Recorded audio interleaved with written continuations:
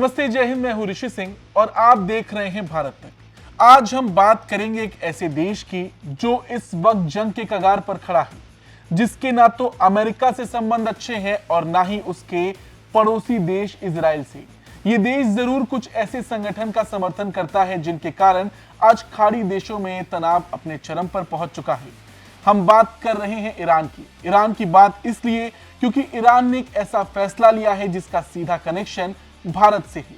वो ऐसे कि अब ईरान ने अपनी राजधानी बदलने का ऐलान कर दिया है। वो इसे तेहरान से हटाकर मकरान में ट्रांसफर करने की तैयारी में लग गया है।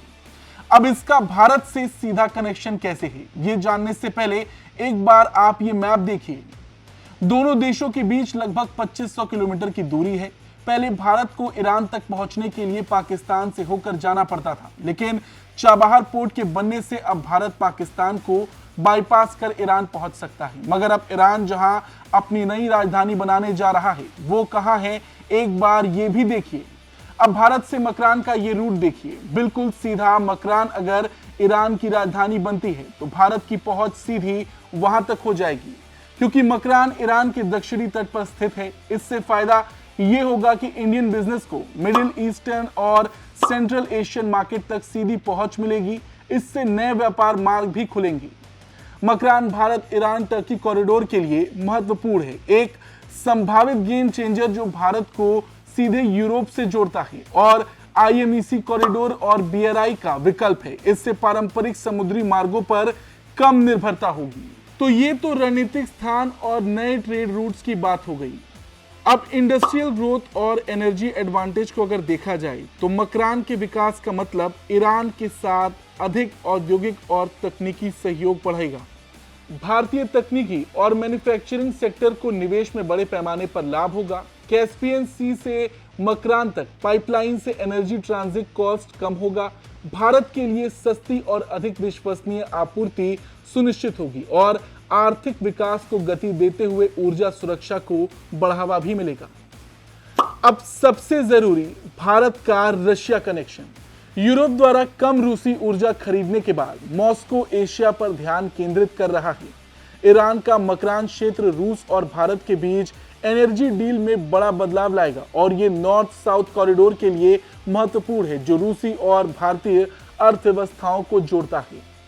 इसके अलावा ईरान मकरान के इंफ्रा प्रोजेक्ट के लिए ब्रिक्स फंडिंग को आकर्षित करने की योजना बना रहा है और भारतीय कंपनियां बंदरगाह निर्माण, लॉजिस्टिक्स और बहुत कुछ इसमें भाग ले सकती हैं, जो कहीं ना कहीं इंडियन इकोनॉमी के लिए बड़ी जीत होगी।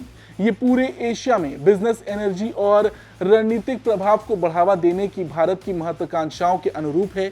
साथ ही साथ मकरान से प्रोडक्शन कैपेसिटी और फ्री इकोनॉमिक जोन के विकास के साथ ईरान खुद को एक महत्वपूर्ण हिस्सा बना रहा है।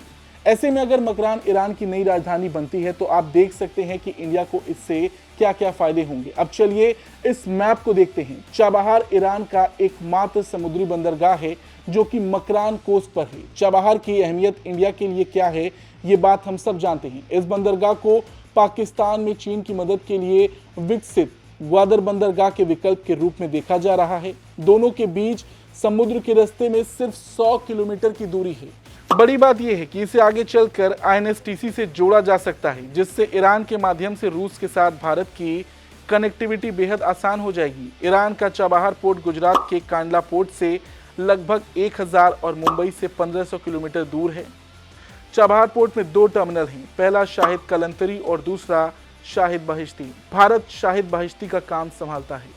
अगर आप ये बात सोच रहे हैं कि ईरान इस तरह का फैसला क्यों ले रहा, तो आखिर उसे अपनी राजधानी बदलने की जरूरत क्या है, तो बता दें, तेहरान में बहुत ज्यादा आबादी हो गई है।